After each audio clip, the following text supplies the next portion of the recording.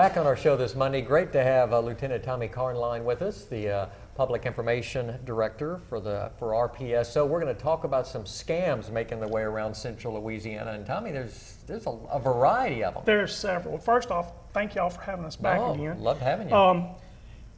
Recently, and actually since the first of the year, we've had about 6 or 7 different scams. Most recently is the IRS scam, where you get a phone call, the person identifies themselves as the Internal Revenue Service, says that you have unpaid taxes, and that if you don't pay over the phone, they'll send law enforcement to get you. And that is completely a ruse and a farce. The IRS never contacts you by phone. They always initiate by letter. They always give you a chance to appeal the amount that you owe. So, you know, any of these calls that you get, just hang up. Don't even give them the time of day. Of course, a lot of people want to engage them in conversation, but it's just best to just terminate the phone call. Yeah.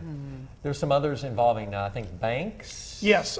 Sheriff Hilton actually received a faxed letter that said he was, his name was like someone else's, and that person had deposited $21 million in a Spanish bank account, and that he had access to that money. And of course, it wanted a fee to help pay the lawyers in Spain. And of course, he brought it to me, and we just laughed about it.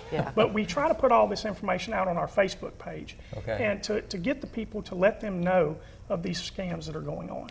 I know that a grandparent had been targeted for a grandchild being in a foreign country, getting arrested, needing money. Yes, that happens quite often. And unfortunately, you know, our elderly population, they will get a phone call, they think it's little Johnny, and they're going to do anything they can to help little Johnny. And they will go down to a place, get a green dot card, and give that money over.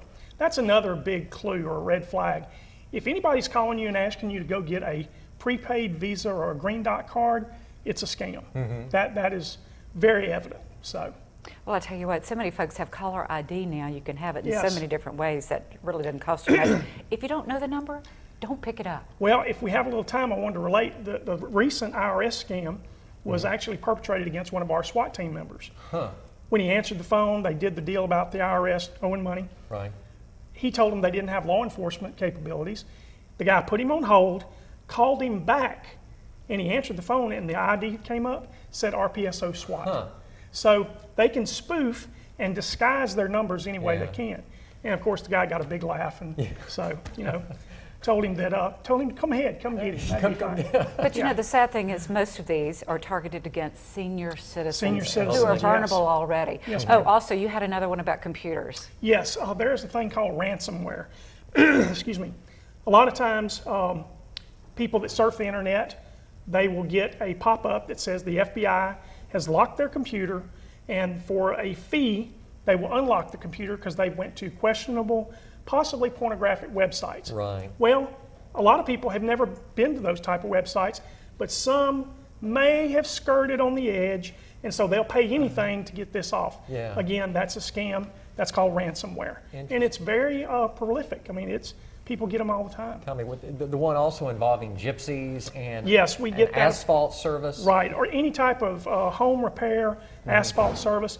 Gypsies, they're traveling criminals. And they come through this area about every spring, and they go to people's houses and say, we have leftover asphalt.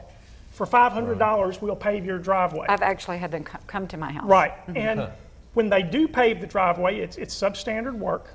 It washes away. And then when they're through, they said, oh, it took a little bit more. You owe me $1,500. And so, you know, what are you going to do? These people, all these people rely upon the good nature of the public. And a lot of times people will just go ahead and pay it instead of having a problem. But we send them on their way and enforce the law where we can. So that's a good thing. They get the message. They don't need to be in Rapides Parish. So. There you go. I guess also use some common sense too. Yes, that's the big thing. Don't refuse schemes that are too good to be true. Too good to be true. That's correct. You know, in this day and time, people are always looking to get ahead.